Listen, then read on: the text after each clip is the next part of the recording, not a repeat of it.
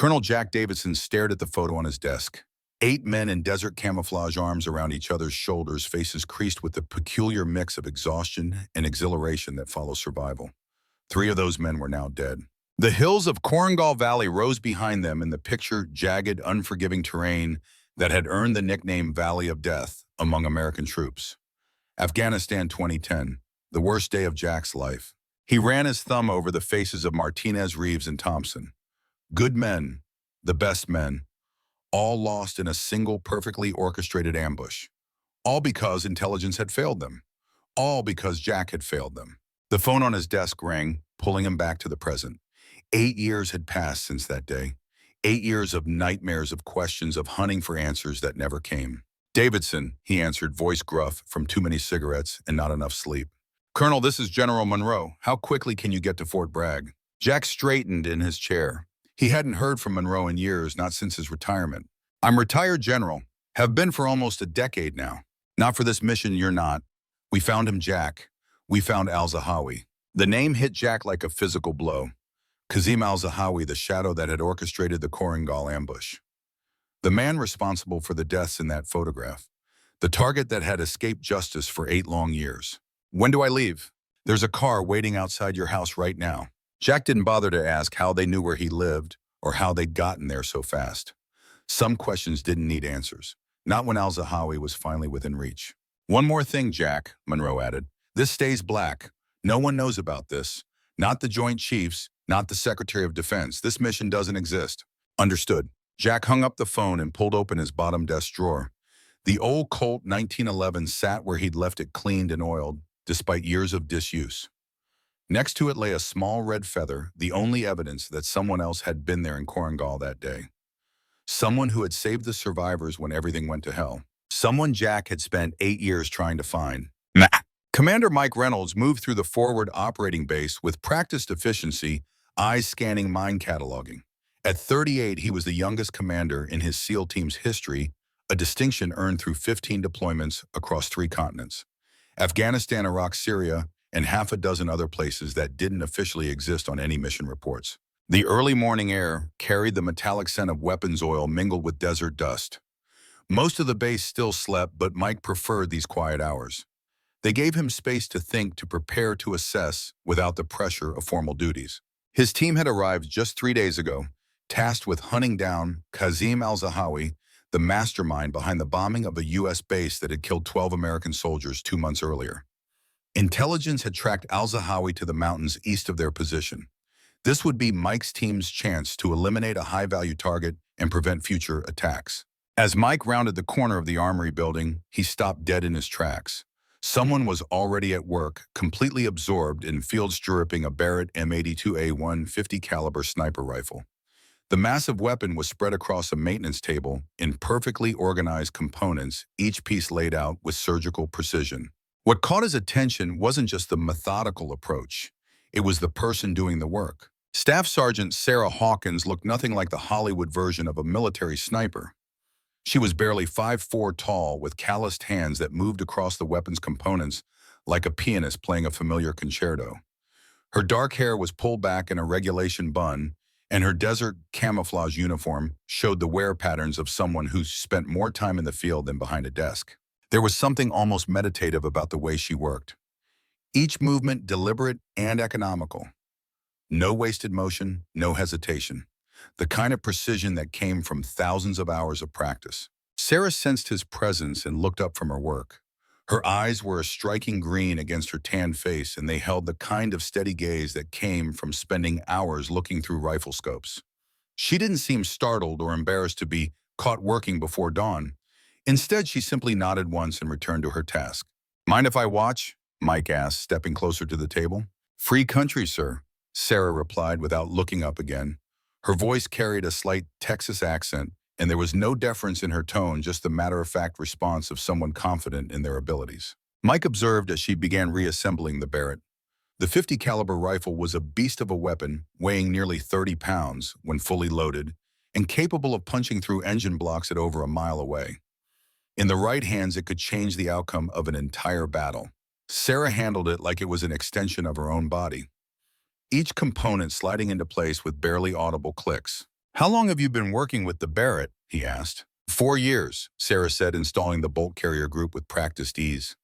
Started on the M24 system in basic sniper school, moved up to the M2010, then got certified on this beauty about 6 months before deployment. Mike noticed something interesting about her technique.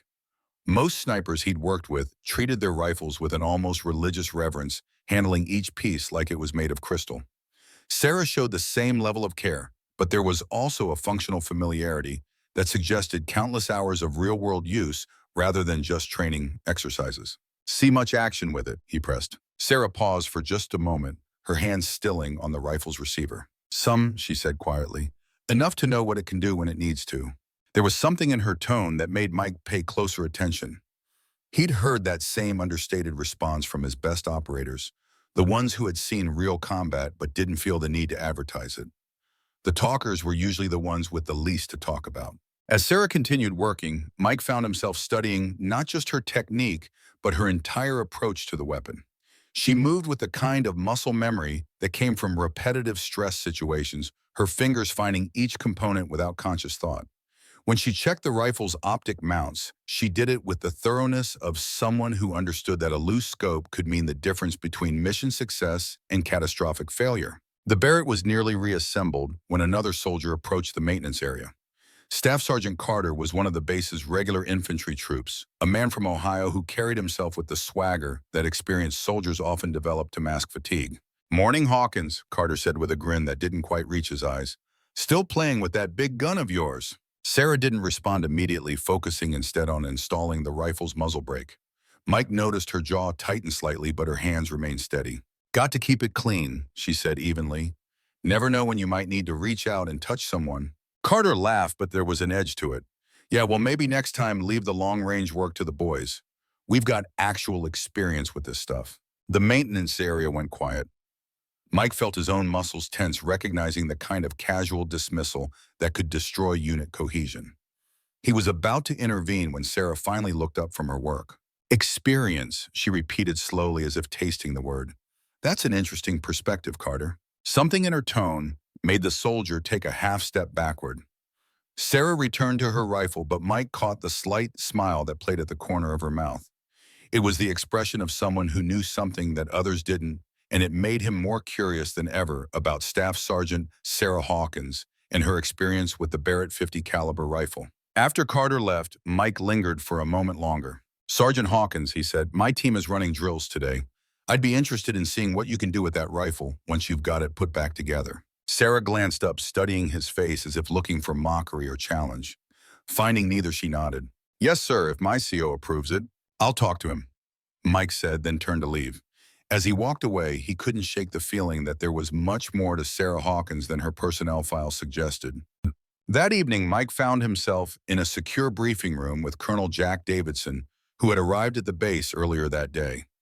Jack looked older than his 56 years, with deep lines etched around his eyes and a perpetual tension in his shoulders. His hair had gone completely gray, but his eyes were still sharp, still assessing. "You've read the briefing packet?" Jack asked without preamble. Mike nodded. "Al-Zahawi is believed to be hiding in the mountains east of here, responsible for the bombing at FOB Lincoln 2 months ago. 12 American casualties." "That's the official story," Jack said. He reached into his pocket and pulled out a worn photograph, sliding it across the table. "What they didn't tell you is that Al-Zahawi has been on our radar for much longer than that." Mike picked up the photo, 8 men in desert camouflage standing in front of mountains he recognized as the Korengal Valley. Jack stood among them, looking younger, less burdened. "My team 2010, Jack explained. "We were hunting a high-value target when we got hit. Perfect ambush. 3 of my men didn't make it out." His finger tapped the faces of 3 soldiers in the image. "Martinez, Reeves, Thompson." "I'm sorry, sir," Mike said quietly. "Al-Zahawi planned it. He wasn't just some mid-level bomb maker back then. He was already orchestrating complex operations. Intelligence missed it. We walked right into his trap." Jack took back the photo, handling it with care. "How did you get out?" Mike asked. "That's the part that has bothered me for 8 years, Jack said. "We were pinned down, no air support available. Enemy firing from elevated positions we couldn't reach with our weapons. Then," he paused, choosing his words carefully, "someone started taking out the enemy snipers, one by one. Precision shots from extreme range. A spotter team. We never found out who it was. By the time we got extracted, they were gone. The only trace they left behind was this. Jack reached into his pocket again and pulled out a small red feather. Found it at what we later determined was their shooting position, almost 2,000 meters from where we were pinned down. Mike's eyes widened slightly. 2,000 meters. That's at the extreme end of what's possible with a 50 cal, yeah, Jack finished for him. Whoever it was, they saved what was left of my team, and for 8 years I've been trying to find them. You think they're still active? I think they might be closer than we realize, Jack said cryptically. What do you know about Staff Sergeant Hawkins? The change in subject caught Mike off guard. Hawkins? Not much. She's assigned to the Army unit stationed here. Works as one of their designated marksmen. I saw her field stripping a Barrett this morning. She knows her way around the weapon. Jack nodded slowly. I took a look at her personnel file after I arrived. There's an 18-month gap where she was supposedly assigned to routine security operations at Bagram. But I can't find any record of her actual duties during that period. You think she's the mystery shooter from Korangal? I don't know, Jack admitted, but there's something about her file that doesn't add up, and I've learned to pay attention to things that don't add up. Mike considered this. He'd noticed something unusual about Sarah Hawkins that morning, a level of skill and familiarity with the Barrett that suggested more experience than her official role would provide. But to make shots at 2,000 meters in combat conditions, that was the domain of elite snipers, not regular Army-designated marksmen. What's your plan? Mike asked. For now, we focus on the mission. Finding and eliminating Al-Zahawi remains the priority. But keep an eye on Hawkins, see what she can do. She's running drills with my team tomorrow, Mike said. I'll let you know what I observe. Jack nodded, then stood. One more thing, Commander. Al-Zahawi knows we're hunting him, and he has a habit of setting traps. Watch your back out there. After Jack left, Mike remained in the briefing room, turning over the conversation in his mind. The mission had just become more complicated. Not only were they hunting a high-value terrorist target, but they might also be working alongside a shooter with extraordinary capabilities in a mysterious past. He pulled out Sarah Hawkins' personnel file and began reading it again, looking for clues he might have missed the first time. Born in Austin, Texas, enlisted at 22 after completing a bachelor's degree in mathematics, basic training at Fort Leonard Wood, advanced individual training as a military police officer, cross-trained as a designated marksman. Then the gap, 18 months assigned to security operations at Bagram Air Base. No specifics, no details, just a blank space in an otherwise meticulous record. What had Staff Sergeant Sarah Hawkins been doing during those 18 months, and why was it missing from her file? The next morning, Mike watched as Sarah Hawkins settled into position on the firing range. She moved with an economy of motion that spoke of extensive training, setting up her Barrett with methodical precision. The other shooters, all men from Mike's SEAL team, cast occasional glances her way, their expressions ranging from curiosity to skepticism. Think she can handle that thing, Master Chief Peterson murmured, coming to stand beside Mike. We're about to find out, Mike replied. The range officer called out the first target distance, 800 meters. A challenging shot for most shooters, but well within the capabilities of SEAL snipers. One by one, the team members took their shots. All hit the target zone. None hit the bullseye. Then it was Sarah's turn. She settled behind her, rifle took a breath, and squeezed the trigger. The Barrett roared, the massive recoil barely moving her small frame. Through his binoculars, Mike could see the bullet hole dead center of the bullseye. Lucky shot, someone muttered. The range officer called the next distance 1,200 meters. Now they were pushing into territory that separated the good shooters from the great ones. Wind became a factor. Bullet drop became significant. Only 3 of Mike's team hit the target at all. Sarah took her position again. Breathed. Fired. Another perfect bullseye. Holy shit, Peterson whispered. One more, Mike said to the range officer. Push it out to maximum effective range.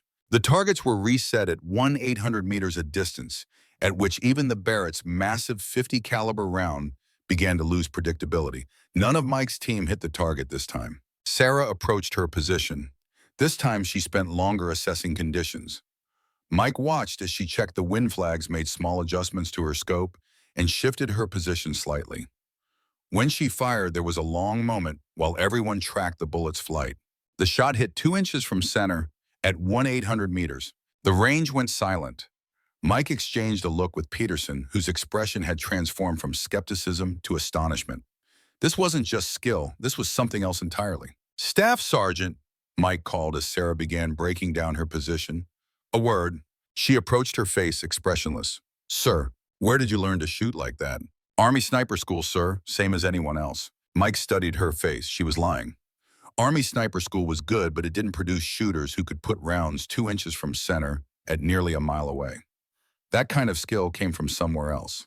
Your file says you've been working with the Barrett for 4 years, he said, but that level of proficiency usually takes much longer. I practice a lot, sir. Her green eyes met his without wavering, and I have a background in mathematics, helps with the calculations. Before Mike could press further, the radio on his belt crackled to life. Command to all units, we have an emergency situation. Convoy under attack in Kamdesh Valley. Taking heavy fire from elevated positions, requesting immediate support. Mike keyed his radio. This is Commander Reynolds. What's their status?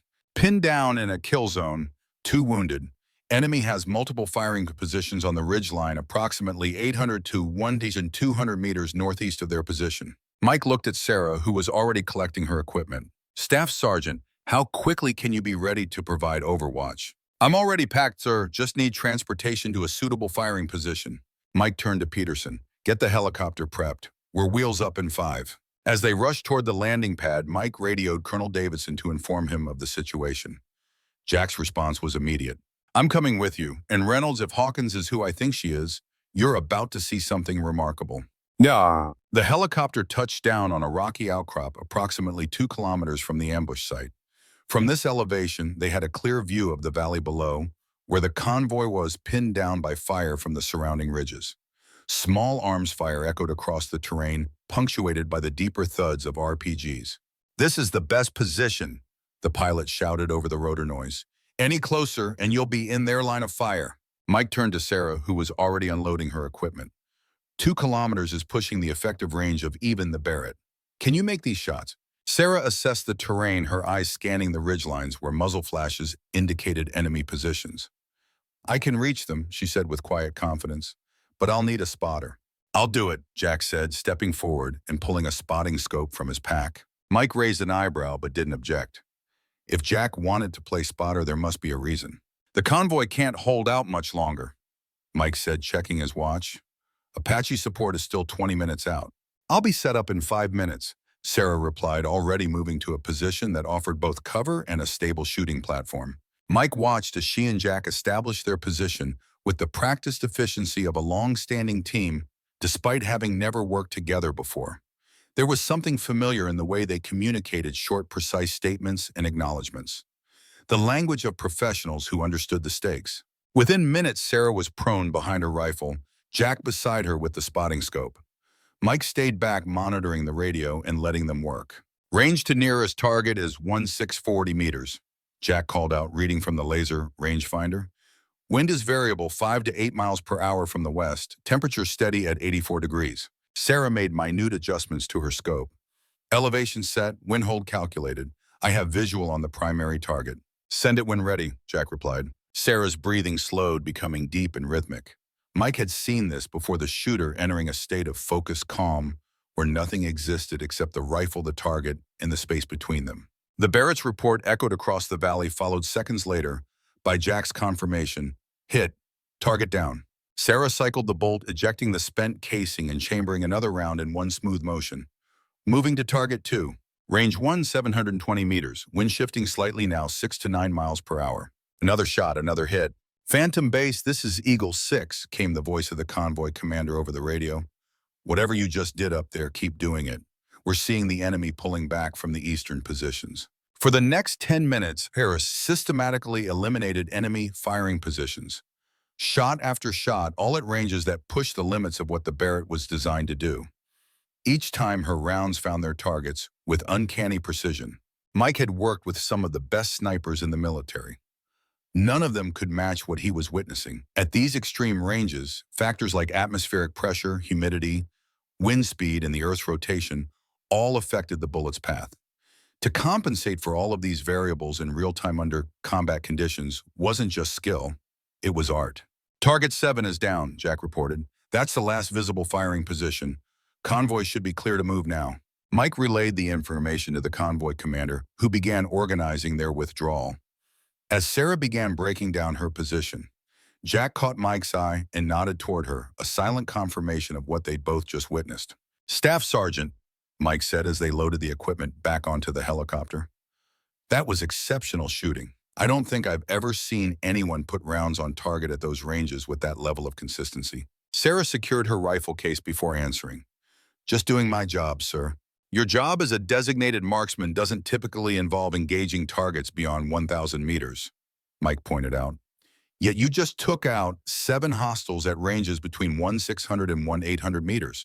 That's well beyond standard Army training." She met his gaze evenly. "I've had some additional training, sir." Before Mike could press further, Jack interrupted. "We should get back to base, debrief there." The helicopter lifted off, carrying them away from the ridge. As they flew, Mike noticed Jack studying Sarah with an intensity that suggested he was trying to confirm a suspicion. Sarah, for her part, stared out the window, her expression unreadable. What had just happened wasn't merely impressive. It was historically significant. Shots at those ranges, under those conditions, put Sarah Hawkins in the company of the world's most elite marksmen. Yet she had mentioned her abilities only because the tactical situation demanded it. Mike found himself wondering again about those missing 18 months in her file. Back at the base, Colonel Davidson led them to a secure room in the operations center. Once the door was closed, he turned to Sarah. "Staff Sergeant Hawkins, what's the furthest confirmed kill you've made with that rifle?" Sarah hesitated, looking between Mike and Jack. "Sir, that's not really something we usually discuss." "This isn't a usual situation," Jack replied. "I need to know if you can make shots at even greater ranges." Sarah was silent for a long moment, then said quietly, 3,247 meters, sir. Confirmed by 3 separate observers using laser rangefinders." Mike felt his eyebrows rise. That was over 2 miles, well beyond what most snipers would even attempt, let alone achieve. "When was this?" Jack asked, his voice carefully neutral. 4 months ago, Sarah said. "Different valley, same kind of situation." "No," Jack said, shaking his head. "I mean the first time, in Korengal." The room went completely still. Sarah's face betrayed nothing, but Mike could see the slight tension in her shoulders, the almost imperceptible shift in her stance. "I don't know what you're talking about, sir," she said evenly. Jack reached into his pocket and pulled out the small red feather, placing it on the table between them. 8 years ago, my team was ambushed in the Korengal Valley. We were pinned down, no hope of extraction, when someone started eliminating the enemy positions from extreme range. They saved the lives of myself and 4 of my men. Sarah's eyes flicked to the feather, then back to Jack's face. "The only trace they left behind was this," Jack continued. "A red feather from a hawk, left at their shooting position over 2,000 meters from where we were trapped. The shots they made that day were nearly identical to what I just witnessed." "A lot of snipers use feathers as wind indicators," Sarah said. "It's not uncommon." "No, but red hawk feathers are pretty rare," Jack countered. "And snipers who can make shots beyond 2,000 meters in combat conditions are even rarer. So I'll ask you again, Staff Sergeant. Were you in Korengal Valley on April 16, 2010? The silence stretched between them. Mike watched as something shifted in Sarah's expression, a decision being made. "Yes," she finally said, "I was there." Jack nodded slowly, as if confirming something he'd long suspected. "You were Hawk, the shadow shooter that intelligence could never identify." "That's what they called me." A ghost of a smile crossed Sarah's face. "I never knew." "Why were you there?" Mike asked. "According to your file, you weren't even assigned to Afghanistan until 2012. Sarah looked between them, clearly weighing how much to reveal. "My official file doesn't contain my complete service record, Commander. There are aspects of my training and deployment history that are classified above the level of standard personnel records." "What unit?" Jack pressed. "Task Force Shadow," Sarah replied, using the name of a joint special operations task force, so secretive that even most senior military leaders weren't aware of its existence. "For 18 months, I was attached to their operations, providing precision sniper support both for high-value target missions in areas where conventional forces couldn't operate effectively." Mike exchanged a glance with Jack. Task Force Shadow was essentially a ghost unit conducting operations that officially didn't exist. The snipers attached to such units would receive training and experience far beyond conventional military programs. "How many confirmed kills during your time with Shadow?" Jack asked. Sarah hesitated before answering. 47, sir. All at ranges exceeding 800 meters, with 32 of them beyond 1,500 meters. The room fell silent again. Mike had worked with some of the military's best snipers, and most career marksmen would be proud of half that number over an entire career. Sarah had achieved it in 18 months of classified operations. Why did you leave? Mike asked. With those skills, you could have remained with special operations. For the first time, a shadow crossed Sarah's face, pain or perhaps regret. I requested reassignment to conventional forces. Why? Jack pressed. Sarah looked down at her hands, which were perfectly steady despite the tension in the room. There was an operation in Syria. High-value target, very small window of opportunity.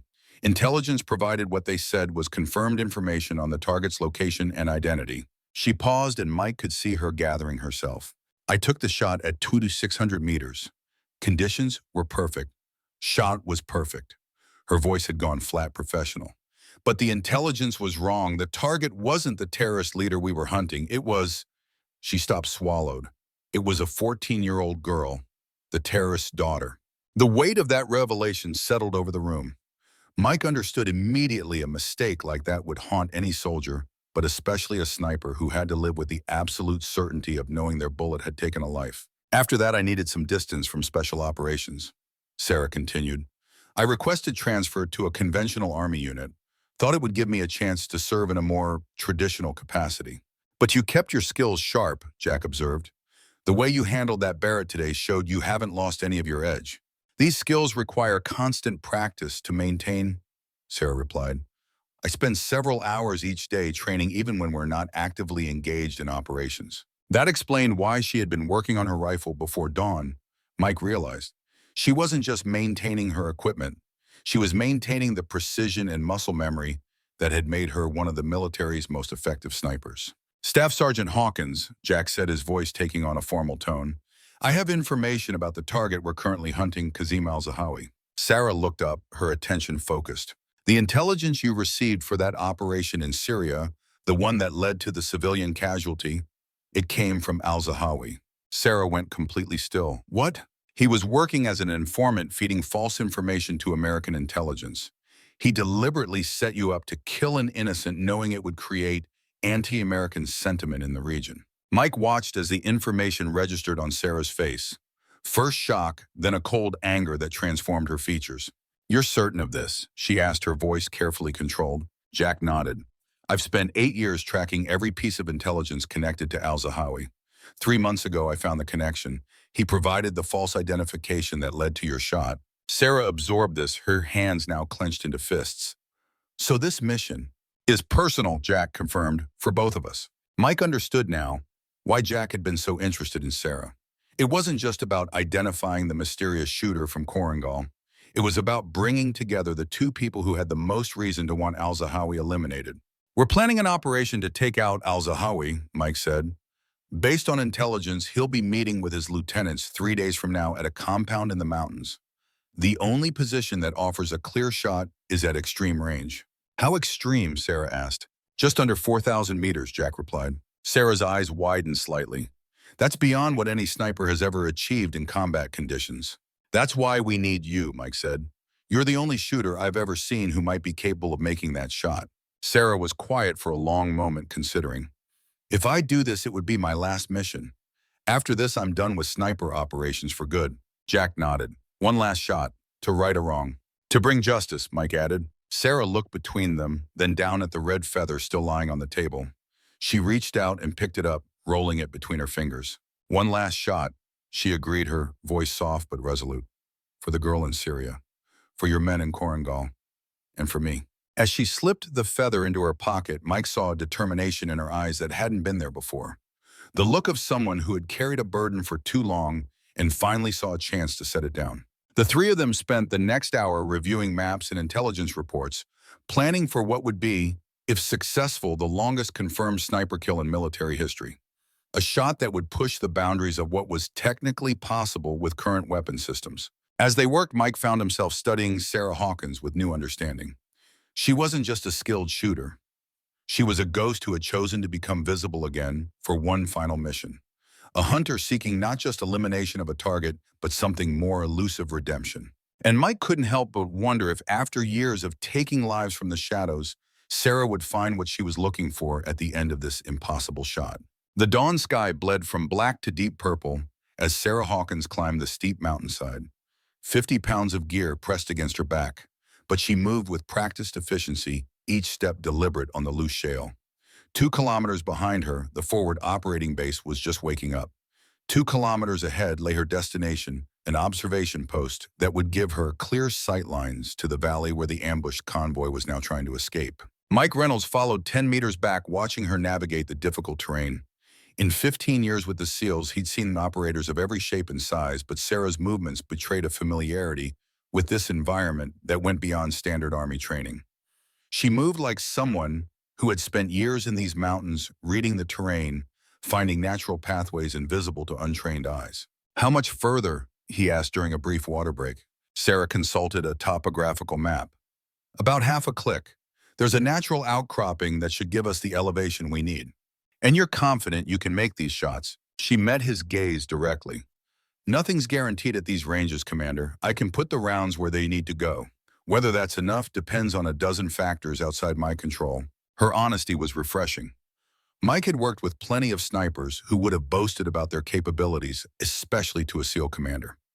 Sarah simply stated the facts as she saw them, no bravado, no false promises. They resumed their climb in silence. The morning air was cool and thin at this elevation, carrying the mineral scent of stone and dust. Below them, the valley spread out in stark relief shadows, retreating as sunlight spilled over the eastern ridges. "There," Schwerer said, pointing to a flat shelf of rock partially screened by scrub brush. "That's our position." It was perfect, offering both concealment and a stable shooting platform with commanding views of the valley. They reached it 5 minutes later, and Sarah immediately began setting up her equipment with practiced precision. "Phantom Base Overwatch 1, she transmitted through her radio. "In position and setting up. Beginning target identification." Mike raised his binoculars, scanning the valley below. The convoy had managed to move about a kilometer from its original position, but was now stalled near a sharp bend in the road. Through magnification, he could see soldiers taking cover behind vehicles as sporadic gunfire kicked up dust around them. Sarah settled behind her Barrett, her cheek resting against the stock as she peered through the scope. "Phantom Base Overwatch 1, Xiang. I have visual on 4 enemy positions on the ridgeline. Range to nearest target is 600 meters. Range to furthest target is 920 meters. All targets are in hard cover using natural rock formations." Major Peterson's voice crackled over the radio. "Overwatch 1, can you engage effectively at those ranges?" "Affirmative, Phantom Base. Targets are partially concealed, but I have adequate sight lines. Wind is steady at 4 to 6 miles per hour from the southwest. Atmospheric conditions are favorable." Mike watched Sarah's technical assessment with growing admiration. She was treating this like a precision engineering problem, accounting for every variable that could affect her shots: distance, wind speed and direction, atmospheric pressure, target movement patterns.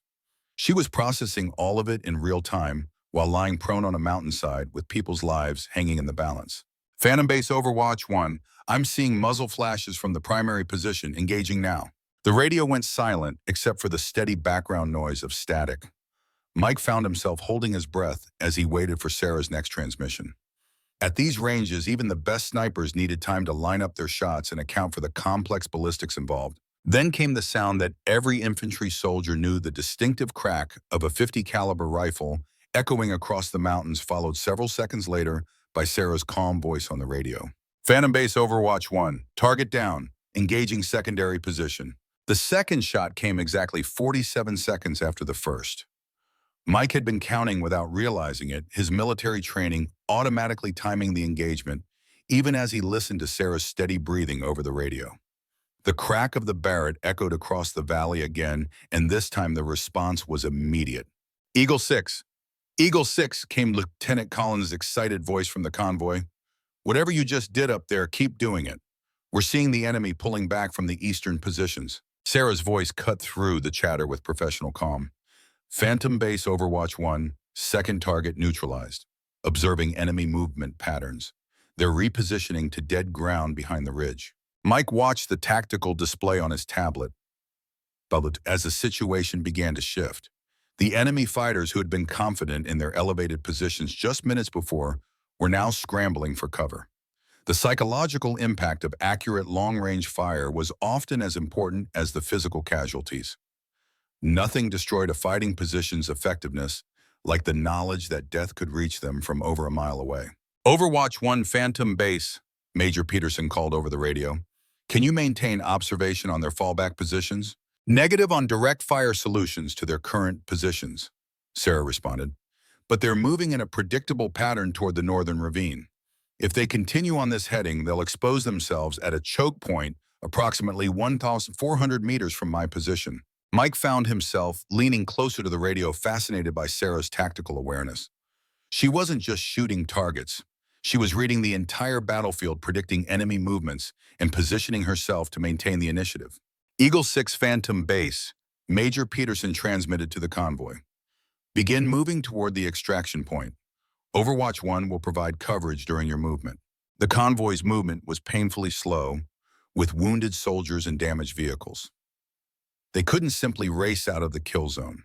Instead, they had to execute a careful withdrawal that would expose them to fire from multiple angles. It was exactly the kind of complex tactical situation where a skilled sniper could make the difference between mission success and catastrophic failure. Sarah's next transmission came as the convoy began to move. Phantom Base Overwatch 1. I have movement in the northern ravine. Multiple targets moving through the choke point. Range is 380 meters. Requesting permission to engage. Targets confirmed as hostile, Peterson asked. Affirmative. Armed males moving in tactical formation toward positions that would allow them to engage the convoy during extraction. Mike could picture the scene from Sarah's perspective. Through her high-powered scope, she would be watching armed fighters moving through terrain that they thought provided concealment from the convoy below. They had no idea that someone was observing them from a completely different angle with the capability to reach out across more than a mile of empty air. Engage at your discretion, Overwatch 1.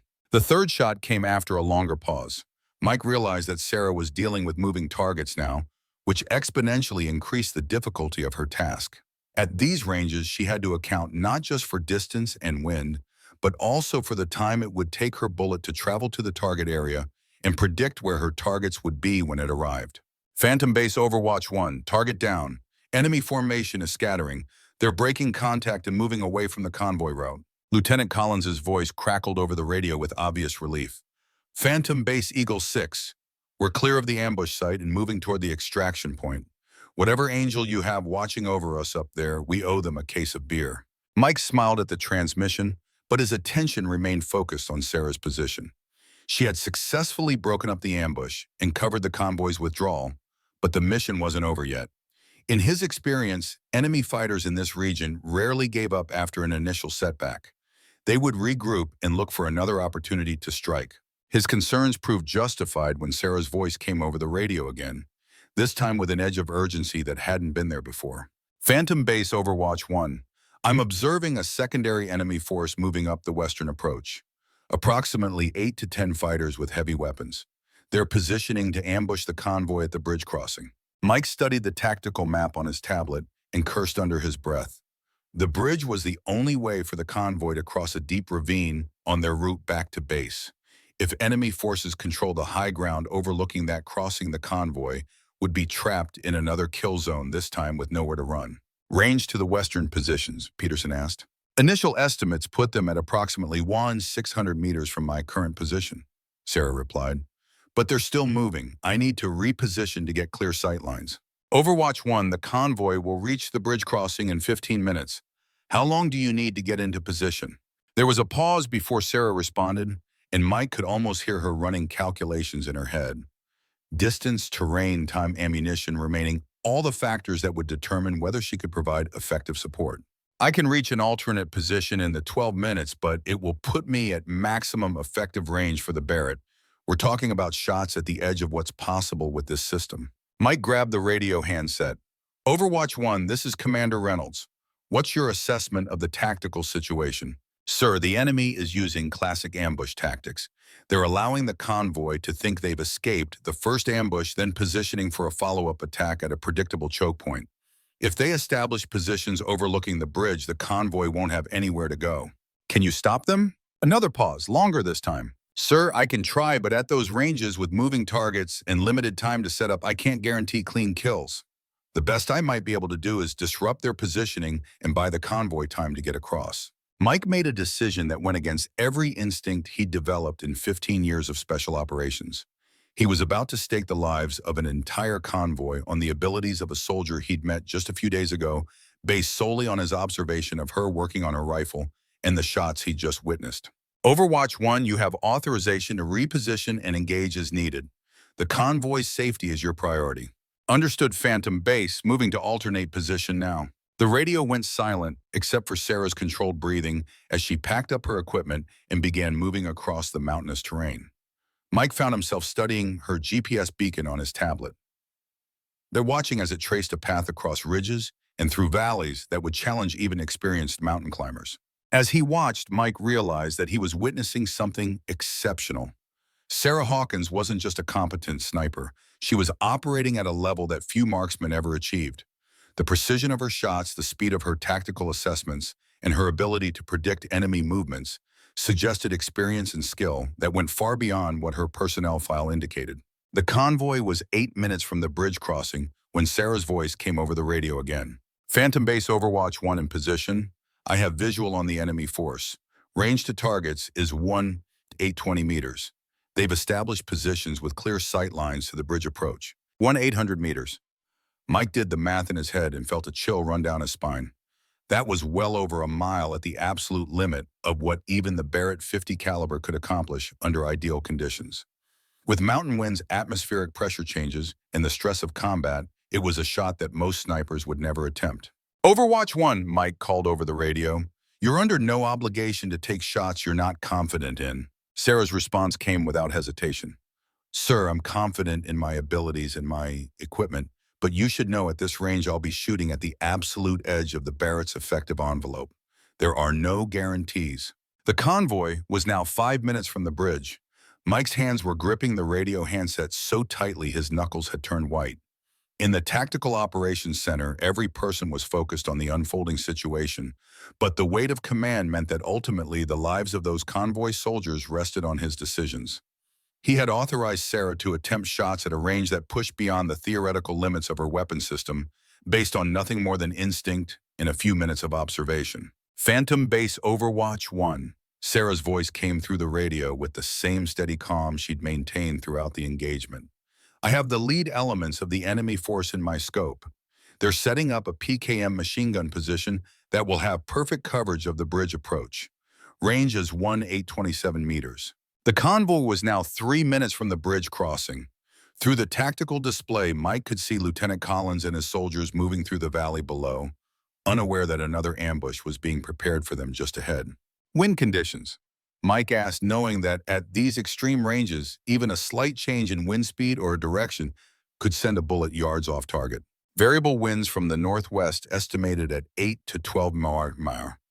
I'm seeing mirage patterns that indicate thermals rising from the valley floor. It's not ideal, but it's workable. Mike closed his eyes for a moment, running through the tactical situation one more time. The convoy had already taken casualties and couldn't afford another ambush. The Apache helicopters were still 10 minutes out, too late to help with the bridge crossing. Sarah Hawkins, a staff sergeant he'd barely known existed a week ago, was their only option. Overwatch 1, you are clear to engage. Roger, Phantom Base, engaging the machine gun position. The Tactical Operations Center fell silent. Mike could hear his own heartbeat in the quiet, could sense the tension radiating from every person in the room. At 800 meters, even the most sophisticated rifles and optics were operating at their absolute limits. Bullet drop at that range meant Sarah would have to aim nearly 15 feet above her target and trust in physics and mathematics to bring the round down onto a human-sized target.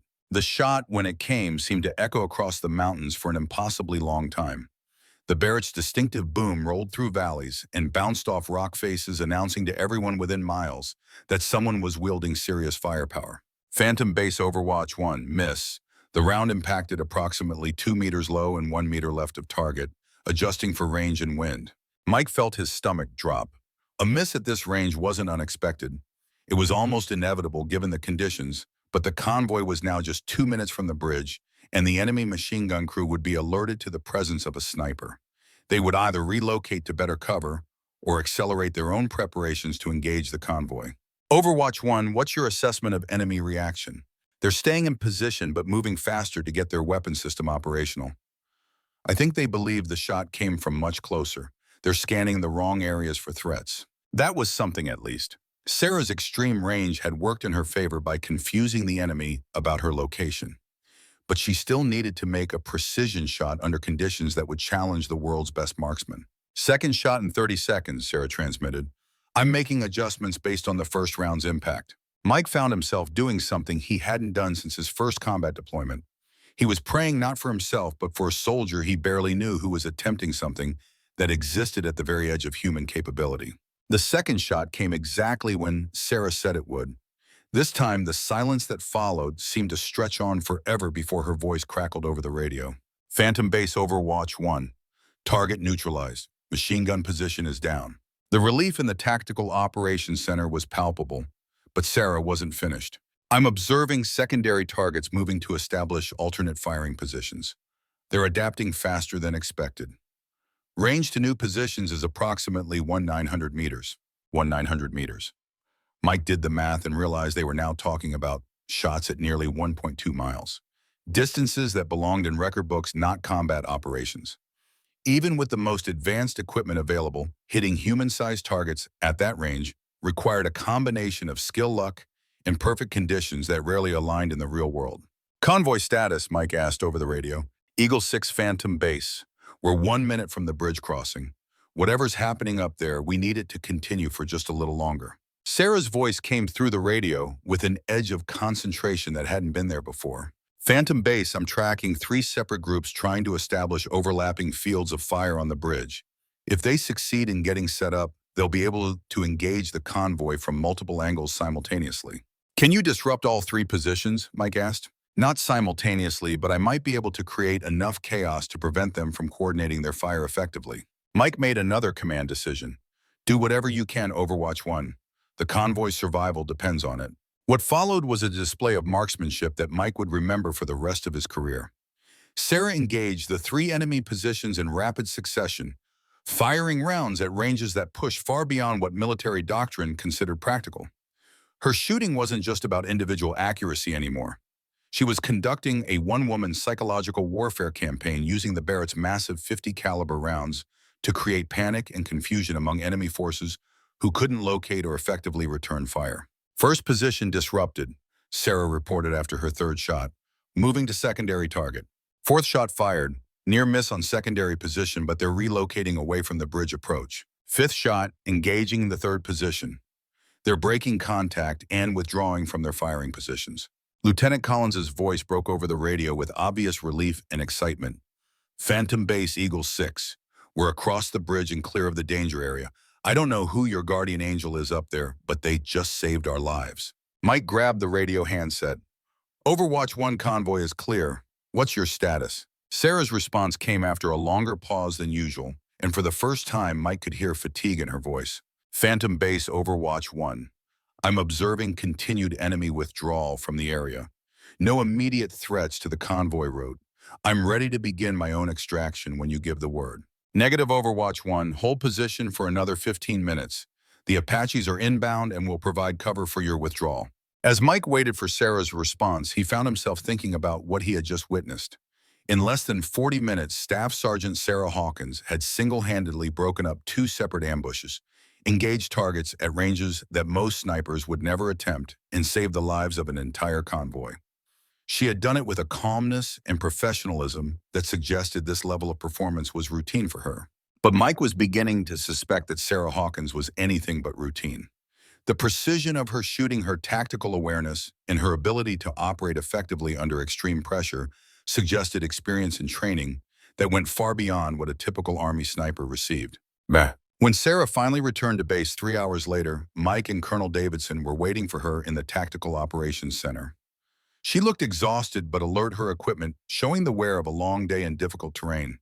As she began the routine process of checking in her rifle and reporting on ammunition expenditure, Jack approached her. Staff Sergeant, he said quietly, I think it's time we had a longer conversation about your background.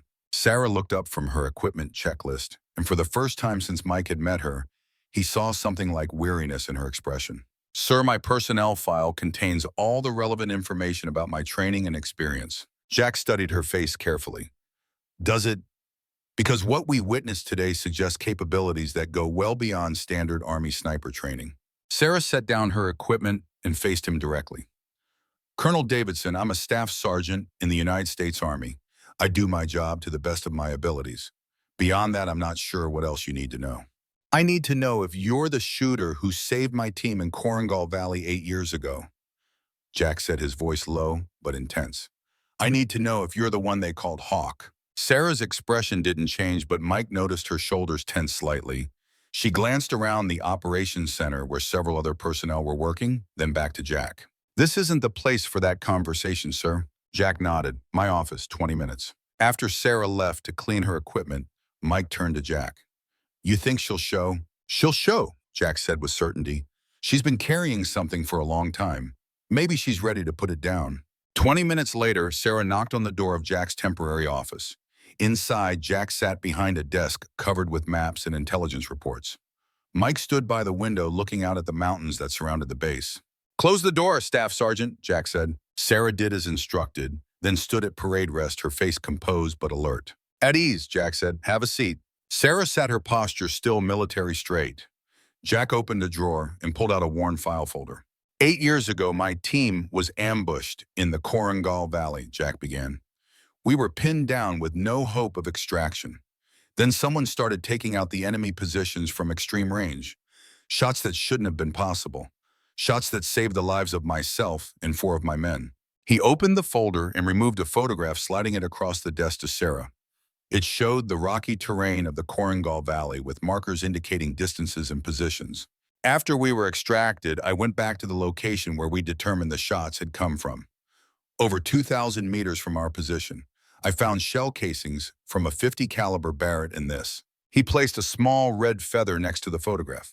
A red hawk feather, left deliberately, I think, a calling card. Sarah looked at the feather but didn't touch it. Her expression remained neutral. For 8 years, I've been trying to identify the shooter, Jack continued. Military intelligence had no record of any sniper team operating in that sector. No official record, that is. What makes you think it was me? Sarah asked, her voice carefully controlled. The shooting style I witnessed today.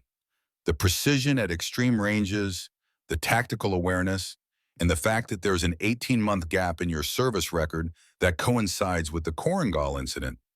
Jack leaned forward. Plus your reaction when I mentioned the name Hawk. Sarah was silent for a long moment, weighing her options. Mike could almost see the internal debate playing out behind her eyes. Finally, she reached into her pocket and pulled out a small object, placing it on the desk next to the feather Jack had displayed.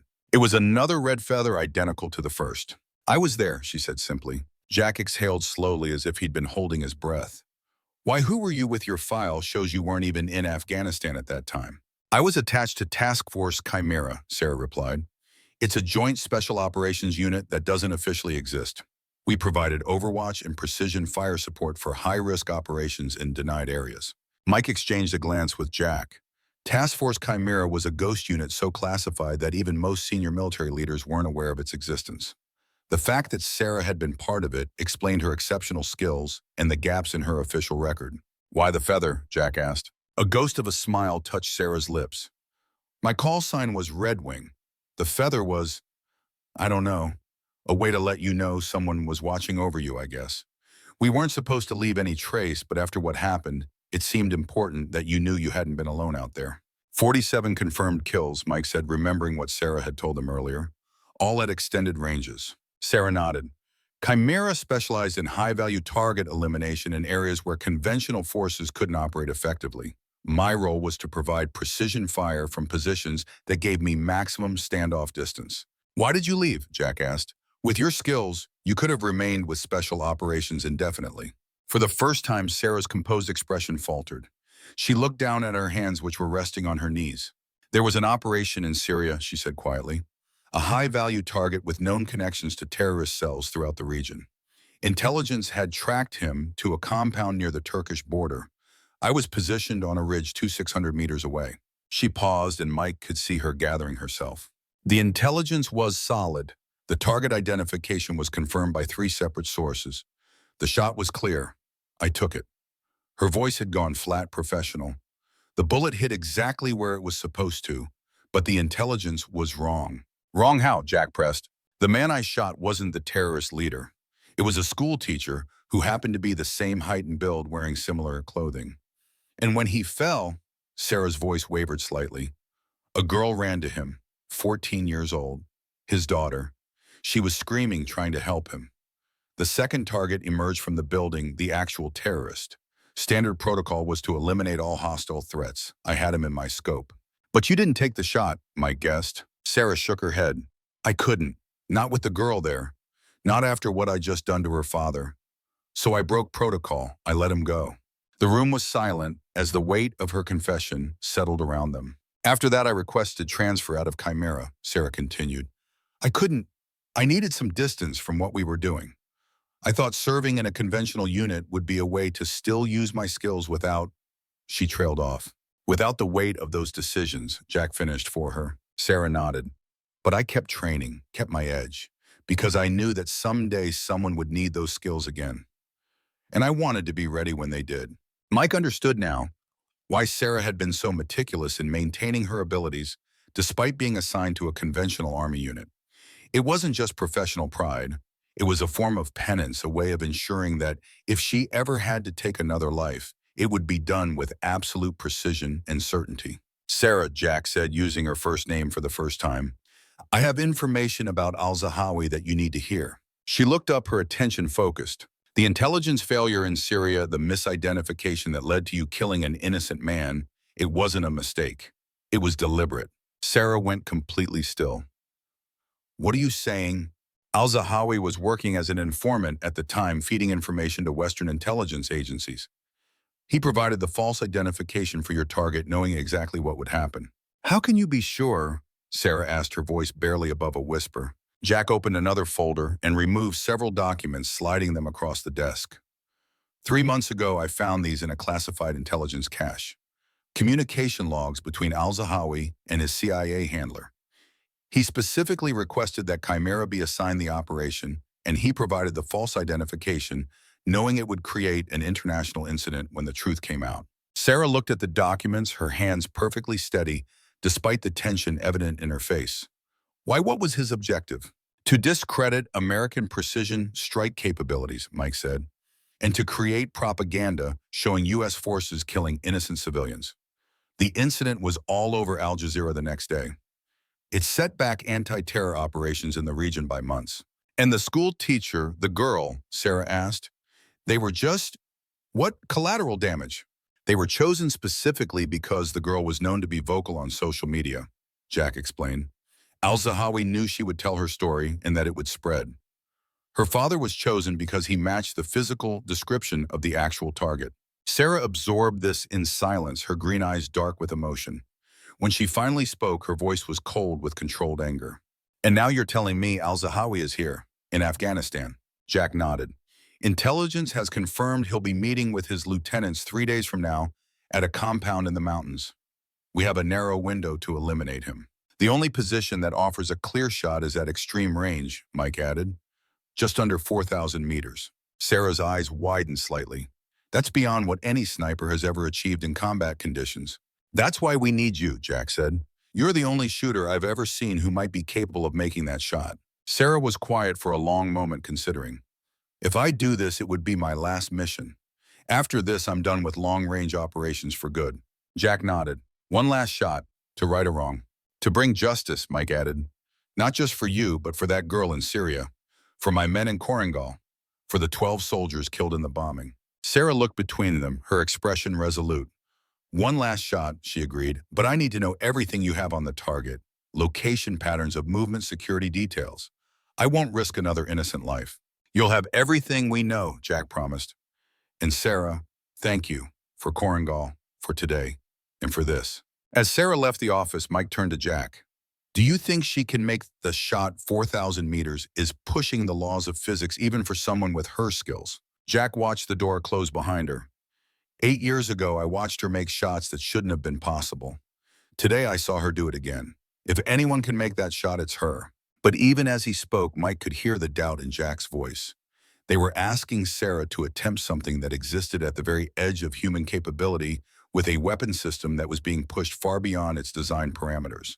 And they were asking her to do it with the weight of past trauma and the knowledge that her target had deliberately manipulated her into killing an innocent man. It was a shot that would test not just her physical skills, but her psychological resilience as well. The next morning, Mike found Sarah in the armory meticulously inspecting her Barrett rifle. She had disassembled it completely and was examining each component with a level of attention that bordered on obsession. Preparing for the mission, Mike asked. Sarah didn't look up from her work. A shot at 4,000 meters requires a perfect weapon. I'm checking for anywhere that might affect accuracy. Mike sat down across from her. The mission briefing is at 1400. We'll go over all the intelligence then, but there's something I wanted to discuss with you privately first. Sarah finally looked up, her hands still working on the rifle's bolt carrier group. Sir, this mission is personal for you. That can be a strength, but it can also be a liability. I need to know that you can remain objective. Sarah's hands stilled. You're worried I'll take risks to get the shot. I'm worried you might see this as your only chance for redemption. She was quiet for a moment, considering his words. The girl in Syria, she finally said. Her name was Amira. I learned that afterward. She was 14 years old and wanted to be a doctor. After I killed her father, she posted videos online describing what happened, called me a monster, said Americans were murderers who killed from such a distance they couldn't even see the humanity in their targets. Sarah reassembled the bolt with precise movements. She wasn't wrong. At 600 meters, a human being is just a shape in a scope. The distance makes it easier, clinical. That's why snipers are trained to dehumanize targets, to think of them as objects rather than people. But you don't, Mike observed. Not anymore. Sarah slid the bolt back into the rifle. Every shot I've taken since Syria, I've forced myself to remember that I'm not just eliminating a target. I'm ending a human life. Someone's father, brother, son. It makes the shot harder, but it makes the decision clearer. And al-Zahawi, Sarah met his gaze directly. He used me as a weapon against an innocent man. Made me a murderer to serve his agenda. Yes, this is personal, but I won't let that compromise the mission. Mike nodded, satisfied with her answer. We'll be moving into position tomorrow night. The meeting is scheduled for dawn the following day. That gives us 24 hours to prepare. I'll be ready, Sarah said, returning to her work. As Mike left the armory, he couldn't shake the feeling that there was still something Sarah wasn't telling him. Something about this mission that went beyond that, even the personal connection she had acknowledged. But before he could pursue that thought, his radio crackled to life. Commander Reynolds, report to the TOC immediately. We have new intelligence on al-Zahawi. When Mike arrived at the Tactical Operations Center, Jack was already there studying satellite imagery on a large monitor. His expression was grim. What's wrong? Mike asked. Our intelligence source just sent this, Jack said, pointing to the screen. It's a communication intercept from al-Zahawi's network. He knows we're coming. Mike felt a chill run down his spine. How this operation is top secret. Someone talked. Jack's voice was hard. And there's more. He specifically mentions a long-range marksman. He knows about Sarah. That's impossible. Her connection to Chimera is classified above top secret. Jack pulled up another document on the screen. Not as classified as we thought. Someone has been accessing her service records, specifically the parts related to her time with Chimera. Who? Mike demanded. That's what we need to find out, and quickly. Because al-Zahawi isn't just expecting us, he's setting a trap. And Sarah is the target. As they spoke, the door to the TOC opened, and Staff Sergeant Carter walked in carrying a stack of maps. He nodded to Mike and Jack, then moved to a workstation on the far side of the room. We need to abort the mission, Mike said quietly. If al-Zahawi knows we're coming, it's too dangerous. We can abort, Jack replied in a low voice. This might be our only chance to eliminate him, but we need to change our approach. As they discussed options, Mike noticed Carter lingering near their workstation, ostensibly organizing maps, but clearly within earshot. Something about the man's posture, too attentive, too still, triggered Mike's instincts. Let's continue this discussion in my office, Mike said to Jack, keeping his voice casual. Carter, make sure those maps get distributed to the team leaders. Yes, sir, Carter replied, but Mike caught the slight tension in his shoulders as they left the TOC. Once they were alone in Mike's office, Jack said, you noticed it too. Carter, he's been antagonistic towards Sarah since I arrived, and he always seems to be around when we're discussing the mission. Jack nodded grimly. I think we may have found our leak. We need proof before we make accusations, Mike cautioned, and we need to warn Sarah. No, Jack said firmly. If Carter is working with al-Zahawi, he'll be watching her. We need to maintain normal operations while we investigate. And we need to develop a new plan, one that uses Al-Zahawi's trap against him. Mike considered this. You're thinking of using Sarah as bait. I'm thinking of giving Al-Zahawi exactly what he expects, Jack corrected, while we do something he doesn't. As they began developing a new strategy, Mike couldn't help but think about Sarah meticulously preparing for a mission that had just become exponentially more dangerous. She had agreed to one last shot, a chance for redemption and justice. Now that shot might cost her everything. But Mike had seen what Sarah could do. He had witnessed her extraordinary skill and unwavering determination. If anyone could survive Al-Zahawi's trap and complete this impossible mission, it was her. Still, as he and Jack worked late into the night revising plans and analyzing intelligence, one question kept returning to Mike's mind. How do you prepare someone for a shot that has never been made before against an enemy who knows you're coming? The answer would determine not just the success of their mission, but whether Sarah Hawkins would live long enough to take that final impossible shot. Dawn painted the eastern sky in shades of crimson and gold as Sarah Hawkins and Mike Reynolds made their final climb toward the shooting position. They'd been moving for 6 hours through the mountains, taking a circuitous route to avoid detection. At 200 feet elevation, the air was thin and cold, carrying the mineral scent of stone and ice. Sarah moved with practiced efficiency despite the 50 pounds of gear strapped to her back. The Barrett M82A1 ammunition, spotting equipment, food, water, and survival gear are all essentials for a mission that might require them to remain in position for days. Mike followed close behind, impressed by her stamina and focus. Even knowing what awaited them, a shot no sniper had ever attempted under combat conditions, Sarah showed no signs of doubt or hesitation. 500 meters to the position, she said, consulting her GPS unit. We should arrive with 2 hours to set up before Al-Zahawi's meeting. Mike nodded, conserving his breath in the thin mountain air. The plan they had developed with Jack Davidson was deceptively simple in its broad strokes, but infinitely complex in its execution. Sarah would set up her primary shooting position where intelligence suggested Al-Zahawi would expect her to be. Meanwhile, Jack would lead a small diversionary team to draw attention away from Sarah's actual firing position, a secondary location known only to the three of them. What Al-Zahawi and his men wouldn't know, what even most of the base command didn't know, was that Staff Sergeant Carter had been identified as the leak and was now under controlled supervision, fed misinformation about their plans while under the impression he was still trusted. "You holding up okay?" Sarah asked, glancing back at Mike. "I'm good," he replied, just thinking about the mission. Sarah studied his face for a moment. Having second thoughts about the plan? No, just aware of what's at stake. She nodded once, then resumed climbing. Mike watched her move ahead, struck again by the contrast between her physical stature and the extraordinary capabilities she represented. In 15 years with the SEALs, he'd seen operators of every shape and size, but never someone who so completely defied the stereotypical image of an elite warrior while embodying its essence. They reached the rocky outcropping that would serve as their position shortly after sunrise. It offered a commanding view of the valley below, where a small compound sat nestled against the base of the opposite mountain. Through his binoculars, Mike could see the buildings where intelligence indicated Al-Zahawi would be meeting his lieutenants in less than 3 hours. "Range to target?" he asked as Sarah began setting up her equipment. "Primary building is 3990 meters, she replied, consulting her laser rangefinder. "Just under 2.5 miles. Mike let that sink in. 2.5 miles. At that distance, a bullet would take almost 5 seconds to reach its target, during which time it would be affected by gravity wind currents at multiple elevations, air density, humidity, the Earth's rotation, and a dozen other variables. Even with the most sophisticated equipment and perfect conditions, a shot at that range existed at the very edge of what was physically possible. "Can you make it?" he asked simply. Sarah was quiet for a moment, running calculations on her ballistic computer and making notes in a small weatherproof notebook. "In ideal conditions with a stationary target, yes. In combat conditions with a target that might be moving, I can put the bullet where it needs to be. Whether that's enough depends on factors outside my control." Her honesty was refreshing.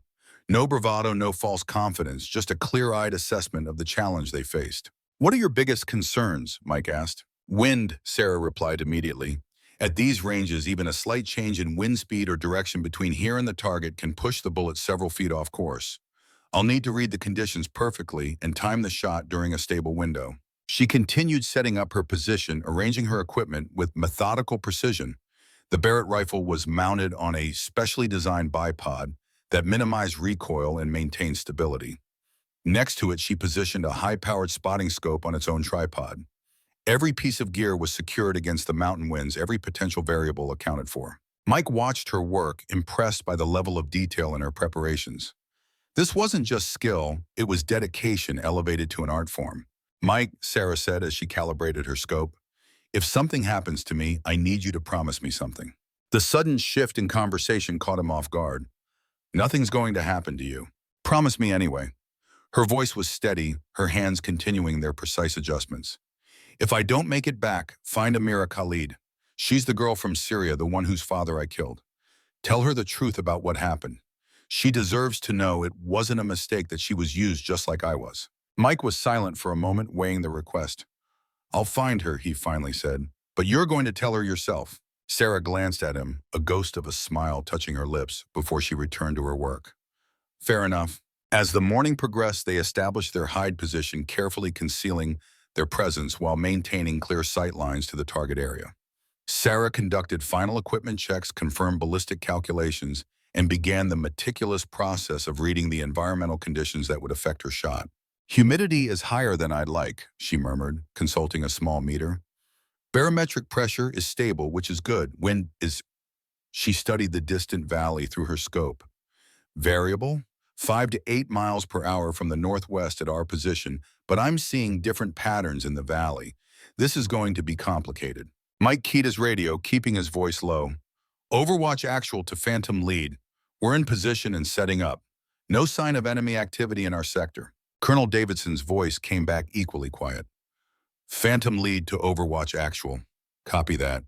Diversionary team is in position. Carter took the bait. He's been observed making a call from a location outside the base perimeter. We're tracking his communications. Copy that. Keep us updated. As Mike signed off, Sarah looked up from her equipment. Carter, she said, her voice flat. I should have known. He was always too interested in my training schedule, always asking about my deployments. Jack thinks he's been feeding information to Al-Zahawi for months, Mike said. Probably recruited during a previous deployment. We're using him now, letting him think his cover is intact while feeding him information about your decoy position. Sarah nodded, returning to her preparations. And the real plan, Jack leads a team to secure the perimeter around the compound while you take the shot. If successful, we extract via the eastern ridge where a helicopter will be waiting. If not, we fall back to Plan B. The SEAL team assaults the compound directly. Let's hope for Plan A, Sarah said. At this range, I'll only get one shot before they realize what's happening. If I miss... She didn't finish the sentence. She didn't need to. If she missed, Al-Zahawi would escape, and they might never get another chance at him. Worse, his men would immediately begin searching for the sniper, putting Sarah and Mike in extreme danger so far behind enemy lines. As midday approached, they began to observe increased activity around the compound. Vehicles arrived, armed men established security positions, and preparations clearly indicated that someone important was expected. Phantom lead to Overwatch actual, Jack's voice came over the radio. Be advised, we have confirmation that the primary target is inbound. ETA 20 minutes. Diversionary team is initiating phase 1. Copy that, Mike replied. We're ready here. In the distance, they heard the faint rattle of gunfire, Jack's team creating a distraction to draw attention away from Sarah's true position. Mike watched through his binoculars as several of Al-Zahawi's men moved toward the sound exactly as planned. Activity at the south entrance. Sarah reported, her eye pressed to her spotting scope. 2 SUVs approaching. Heavy security detail. Mike shifted his binoculars. Through the magnified lenses, he could see the vehicles stopping outside the compound's main building. Armed men emerged first, establishing a security perimeter before opening the rear door of the second SUV. That's him, Sarah said, her voice suddenly tight. Al-Zahawi. Through his binoculars, Mike could see a tall man in traditional Afghan clothing stepping from the vehicle surrounded by bodyguards. Even at this distance, there was something commanding about his presence, a confidence in his movements that spoke of a man accustomed to power and its exercise. Positive identification, Mike confirmed, comparing the figure to the intelligence photos they'd studied. That's our target. Sarah made final adjustments to her scope, her movements precise and unhurried despite the tension of the moment. Range is 3,985 meters. Wind is steady at 6 miles per hour northwest. Barometric pressure holding stable. She settled behind her rifle, her breathing becoming slow and rhythmic as she established her shooting position. Mike moved to the spotting scope, ready to call adjustment if needed. Phantom lead to Overwatch actual, Jack's voice came over the radio. Security forces are responding to our diversion as expected. You are clear to engage when ready. Copy that, Mike replied, engaging on the shooter's timeline. Sarah's world had narrowed to the view through her scope, her focus absolute. Mike had seen this before in elite operators, the ability to filter out everything except the mission, to exist entirely in the present moment, without distraction or doubt. I have visual on the target, she reported, her voice steady. He's moving toward the building entrance. I'll have a clear shot in approximately 30 seconds when he reaches the courtyard. Mike watched through the spotting scope as Al-Zahawi and his entourage approached the compound's central courtyard, an open space with minimal cover that would provide Sarah with her best opportunity. Wind is shifting, Sarah murmured, making a minute adjustment to her scope. Holding for 3 miles per hour lateral drift. Target is entering the courtyard, Mike confirmed, 50 meters from the entrance. Sarah's breathing slowed further, becoming almost imperceptible. Through the spotting scope, Mike could see Al-Zahawi pausing in the courtyard, apparently giving instructions to his men. It was the moment they had been waiting for. Send it when ready, Mike said quietly. Sarah inhaled slowly, then released half her breath and held the remainder. Her finger took up the slack on the trigger with microscopic precision. The world around them seemed to pause, suspended in the infinite moment before action. The Barrett's report shattered the mountain silence, the massive rifle recoiling against its mount as the .50 caliber round began its long journey toward the target. Mike began counting silently, tracking the seconds it would take for the bullet to travel nearly 2.5 miles. 1. Bullet away, Sarah reported, her voice professional as she maintained her position behind the scope. 2. Through his spotting scope, Mike could see that Al-Zahawi was still standing in the courtyard, unaware of the danger hurtling toward him. 3. Al-Zahawi began to turn, perhaps responding to a question from one of his lieutenants. 4. The target was now facing away from their position, presenting his profile rather than the frontal aspect Sarah had aimed for. 5. Impact, Sarah said, but her voice held a note of uncertainty. I can't confirm. The target moved at the last second. Mike strained to see through the spotting scope.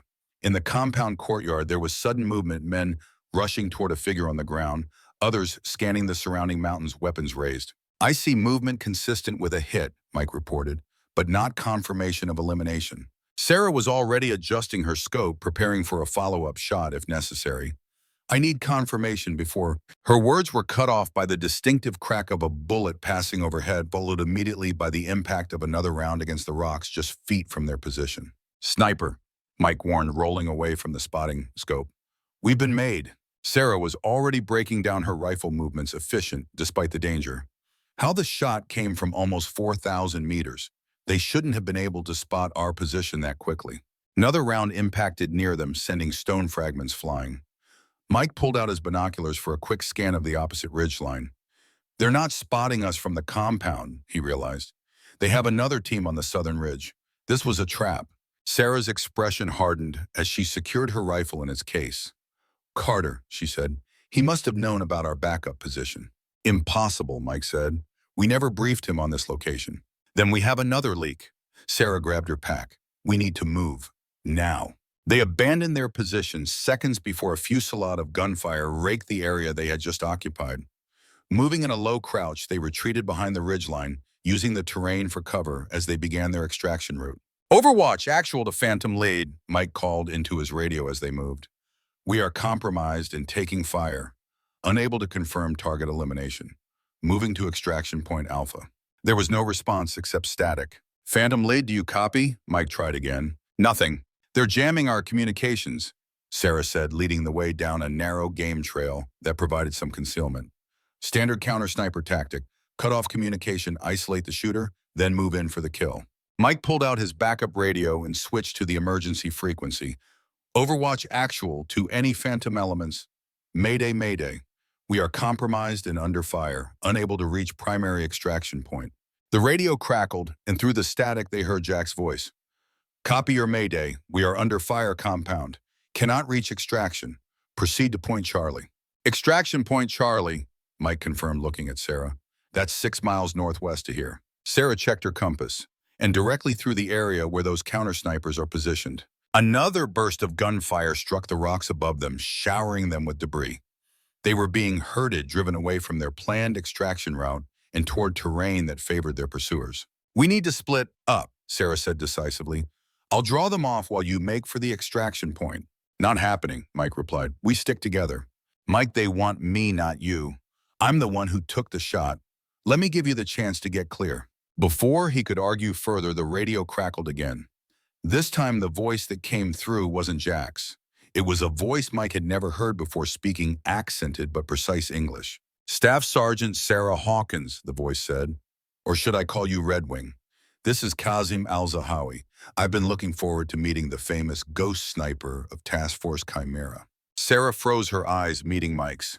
The implication was clear. Al-Zahawi had survived her shot and was now personally directing the hunt for them. "You missed Sergeant Hawkins," the voice continued, "just as you missed in Syria when you allowed me to escape after killing that poor schoolteacher. Your sentimentality has always been your weakness." Mike switched off the radio. "He's trying to get in your head." "He's already there," Sarah said quietly. "Has been for years. And he's right, I did miss in Syria. I let him go because of the girl. And now he's using it against you." Mike scanned the ridgeline above them. "But he's also telling us something important. If he's taunting you, it means he's confident. And if he's confident, he knows where we are," Sarah finished. "Or at least where we're headed." She thought for a moment, then reached for the radio and switched it back on. "Al-Zahawi," she said clearly. "That was you in Syria. The second target I didn't engage." The radio crackled. "Very good, Sergeant. Yes, that was me. I wanted to see the famous American precision in action. I must say you didn't disappoint. A perfect shot at over 600 meters. Pity about the girl's father, but sacrifices must be made in war." "Yes." Sarah's expression remained impassive, but Mike could see the tension in her jaw, the controlled fury in her eyes. "One question," she said. "The girl, Amira, was she part of your plan too?" Al-Zahawi's laugh came through the static. "Children make the best witnesses, Sergeant. So honest, so emotional. Her story spread far and wide, just as I intended. Your reputation in America suffered for it."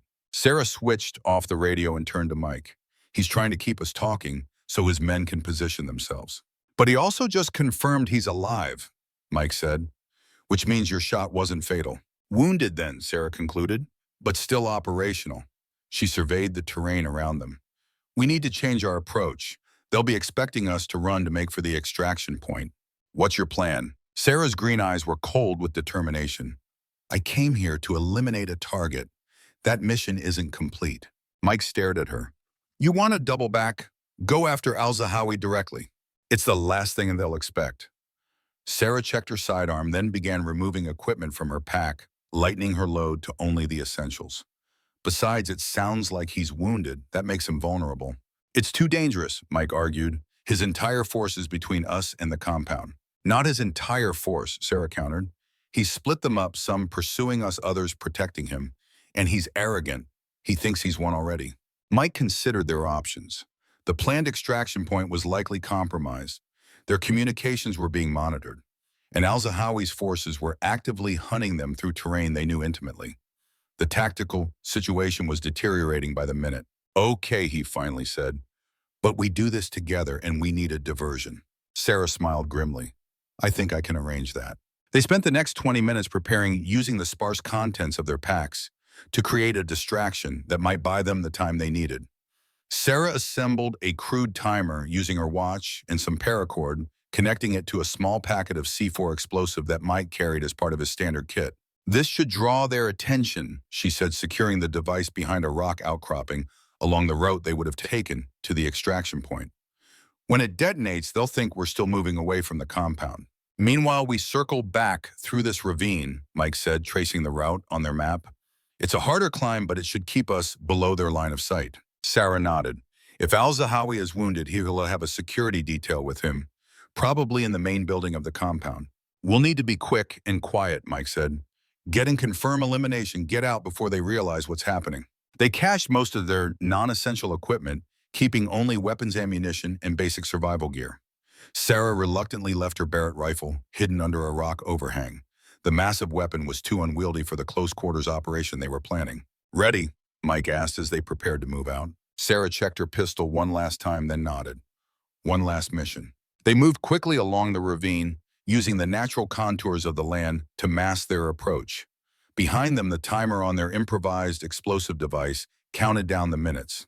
The terrain was treacherous, loose rocks, steep drop-offs, and minimal cover, but they navigated it with the practiced skill of experienced operators.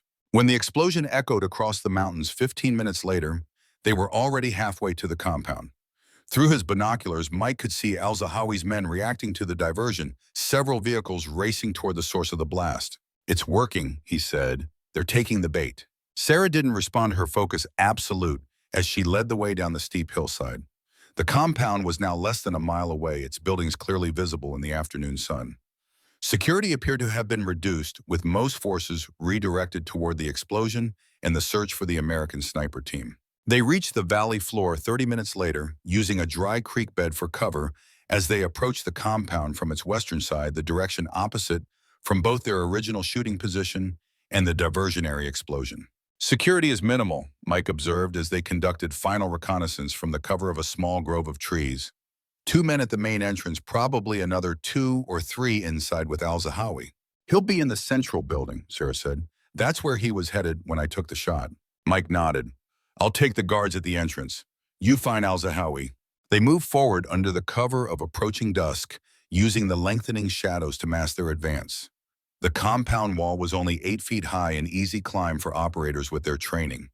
They scaled it silently, dropping into the inner courtyard where hours earlier, Sarah had fired at al-Zahawi from nearly 4,000 meters away. Mike moved immediately toward the 2 guards at the entrance, dispatching them with silent efficiency before they could raise an alarm. Sarah headed for the central building, pistol held ready as she approached the door. They entered together, moving through the dimly lit interior with practiced coordination. The first room was empty. The second contained a single guard whom Mike neutralized with a quick strike to the throat, followed by a knife across the carotid artery, silent and final. At the end of a short hallway, light spilled from beneath a closed door. Sarah positioned herself to one side, Mike Maztamar to the other. A quick nod and Mike kicked the door open, sweeping the room with his weapon as Sarah followed him in. Kazim al-Zahawi sat behind a desk, one arm in a crude sling, a pistol in his other hand. Blood had soaked through his traditional clothes where Sarah's bullet had struck him in the shoulder, a wound that would have been fatal had he not turned at the last moment. "Sergeant Hawkins," he said, his voice the same one they had heard over the radio. "I must admit I didn't expect you to come to me. Most snipers prefer to keep their distance." "Not this time," Sarah replied, her pistol aimed steadily at his head. "This time I wanted to see you up close." Al-Zahawi smiled, though pain tightened the corners of his eyes. "So here we are. The ghost sniper and her target face to face at last. Tell me, did you come here to kill me or to ask why?" "I know why," Sarah said. "You used me to kill an innocent man. You manipulated intelligence to create anti-American sentiment. You've orchestrated attacks that killed dozens of coalition forces." "All true," al-Zahawi acknowledged. "But that's not really why you're here, is it? You're here because of the girl, because of Amira." Sarah's expression didn't change, but Mike could sense the tension radiating from her. "You're here because you need to believe that killing me will somehow balance the scales," al-Zahawi continued. "That it will bring redemption for the life you took in Syria. But we both know it won't. That girl will still be fatherless, and you will still be the one who made her that way." "Enough," Mike said sharply. "It's over, al-Zahawi." The terrorist leader glanced at Mike, then back to Sarah. "Is it over, Sergeant? Can you pull that trigger while looking me in the eye? It's different up close, isn't it? Not so clinical, not so detached." "You're right," Sarah said, her voice steady. "It is different, because now I can see exactly what you are." Al-Zahawi's smile faltered slightly. "And what am I?" "A man who hides behind children, who uses others to do his killing, who manipulates and deceives because he lacks the courage to face his enemies directly." Sarah took a step closer, her pistol unwavering. "I've spent years carrying the weight of what I did in Syria, wondering how I could have been so precise with my shot and so wrong in my judgment. But the fault wasn't in my aim. It was in believing that intelligence could be trusted when it came from someone like you."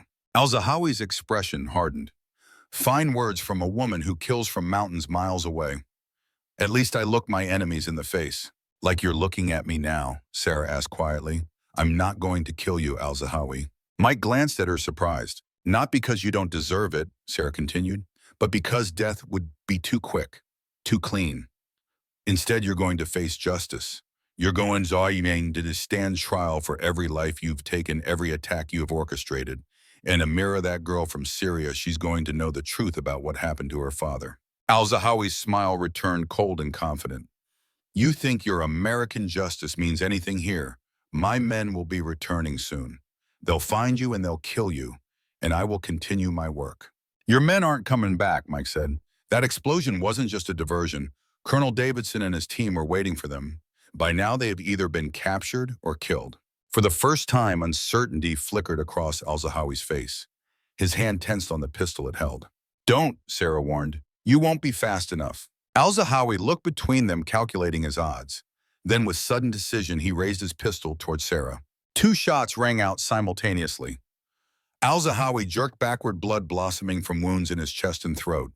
He slumped forward onto the desk, the unfired pistol falling from his hand. Sarah lowered her weapon, her expression grim. So much for justice. Mike moved forward to confirm that Al-Zahawi was dead. He made his choice, he said, just like he did in Syria. They secured the room, then Mike pulled out his backup radio. Overwatch actual to Phantom lead. Primary target has been neutralized. Repeat target eliminated. Requesting immediate extraction. To his surprise, the radio crackled with an immediate response. Phantom lead to Overwatch actual. Copy your transmission. Extraction team is inbound to your location. ETA 5 minutes. Sounds like Jack was successful, Sarah observed. Looks that way. Mike studied her face in the dim light. Are you okay? Sarah was quiet for a moment, looking down at Al-Zahawi's body. I meant what I said. I didn't want to kill him, not like this. I know, but at the same time, she holstered her pistol. I feel like I can breathe again. Like something that's been pressing on my chest for years is finally gone. Mike understood. He'd seen it before in operators who had carried burden of missions gone wrong, of decisions that haunted them long after they returned home. Sometimes closure didn't come in the form you expected. What will you do now? He asked. Sarah looked up at him. I meant what I said about this being my last mission. I'm done with this life. The Army won't want to lose someone with your skills. They'll have to, Sarah said simply. I've given enough. The sound of helicopter rotors grew louder outside, signaling the arrival of their extraction team.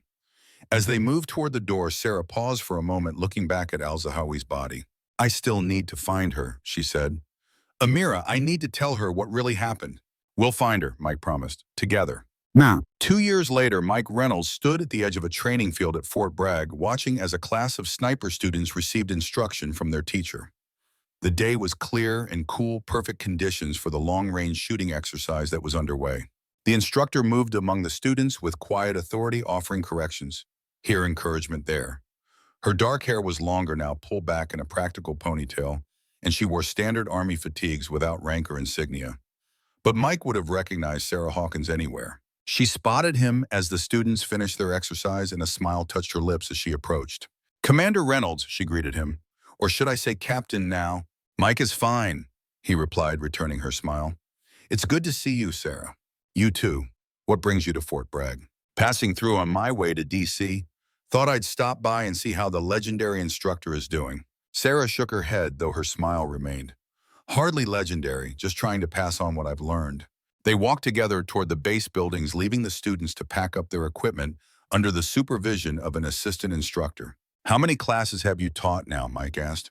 This is my 5th, Sarah replied. 20 students per class. Some of them might even make decent shooters someday. Mike heard the pride in her voice beneath the dry assessment. I heard you've made some changes to the curriculum. A few. More emphasis on environmental reading, more scenario-based training, and a whole section on ethical decision-making that wasn't there before. Jack would approve, Mike said. How is he, by the way, still enjoying retirement? As much as Jack ever enjoys anything, Sarah said with a small laugh. He comes by every few months to observe the training. Says he's just checking up on his investment, but I think he gets restless at home. They reached the small office building where Sarah worked, and she gestured him inside. The space was simple but organized with maps and ballistic charts on the walls, and a desk covered with student evaluations. I got your message about Amira, Mike said as Sarah offered him a chair. You found her. Sarah nodded, her expression turning more serious. In Turkey, she's living with her aunt now, finishing high school. Smart kid. Wants to be a doctor just like her father wanted. How did it go meeting her? Sarah was quiet for a moment, gathering her thoughts. About as well as you'd expect. She was angry at first, didn't want to hear anything I had to say, but eventually she listened. I told her everything about al-Zahawi, about how her father was deliberately chosen, about the intelligence manipulation. I don't know if it helped her, but she deserved to know the truth. That couldn't have been easy, Mike observed. Hardest thing I've ever done, Sarah admitted. Harder than any shot I ever took, but necessary. And afterward, a small smile touched Sarah's lips. We keep in touch. Email mostly. She asks about America sometimes, about what it's like here. I think eventually she might want to visit. Mike nodded, understanding the significance of that small connection, the beginning perhaps of healing for both Amira and Sarah. I have something for you, he said, reaching into his pocket and pulling out a small object wrapped in cloth. Found it when they were cleaning out the armory at the FOB in Afghanistan. Sarah unwrapped the cloth to reveal a small red feather, the same one she had left at her shooting position in Korangal Valley all those years ago. Jack thought you might want it back, Mike said, for old time's sake. Sarah held the feather between her fingers, studying it with a distant expression. Redwing, she said softly. Sometimes it feels like another lifetime.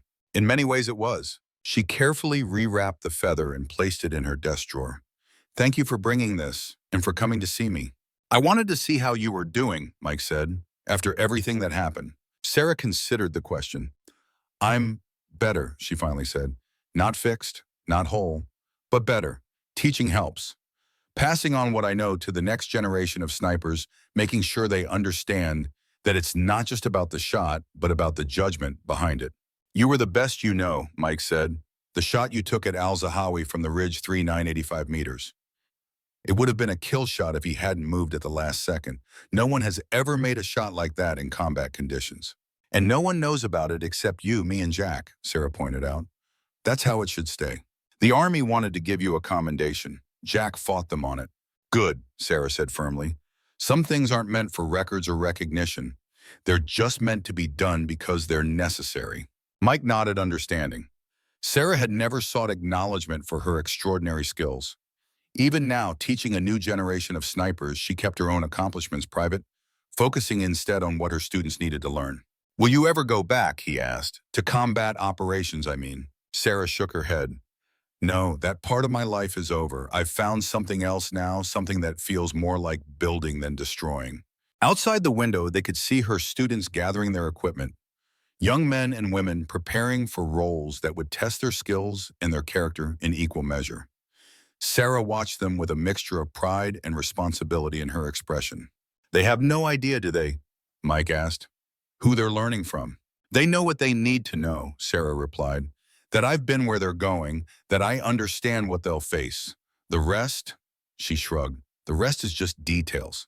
As they walked back outside, one of the students approached Sarah with a question about his shooting position. Mike watched as she demonstrated the proper technique, her explanation clear and patient. There was no hint in her manner of the woman who had once eliminated targets at distances other snipers considered impossible, who had changed the course of battles from mountains miles away. But Mike could see it in the absolute precision of her movements, in the quiet confidence of her instructions, in the way the students listened when she spoke. Sarah Hawkins might have left behind the identity of Redwing the Ghost Sniper of Task Force Chimera, but she carried forward the knowledge and experience gained through years of operating at the very edge of human capability. And in her students, that legacy would continue not just the technical skills of marksmanship at extreme ranges, but the judgment, the ethics, and the understanding of what it meant to hold such power in your hands. As Mike prepared to leave, Sarah walked him to his car. Will you come back? She asked. Next time you're passing through. Count on it, Mike replied. Maybe by then you'll be ready to tell me about that shot you made in the Hindu Kush, the one Jack mentioned that even he couldn't believe. Sarah laughed, shaking her head. Some stories are better left untold, Mike. Maybe, he agreed, but some need to be shared even if only with the right people. As he drove away, Mike watched Sarah in his rearview mirror, standing straight and strong in the afternoon sun. The impossible range she had once mastered with a rifle had transformed into something different. Now the distance between who she had been and who she was becoming, between the shadows of her past and the light of her future. It was a journey longer and more challenging than any shot she had ever taken. But watching her with her students, seeing the purpose in her movements, in the peace in her expression, Mike knew it was a journey Sarah Hawkins would complete with the same precision, patience, and determination that had once made her the most extraordinary sniper the world had never known.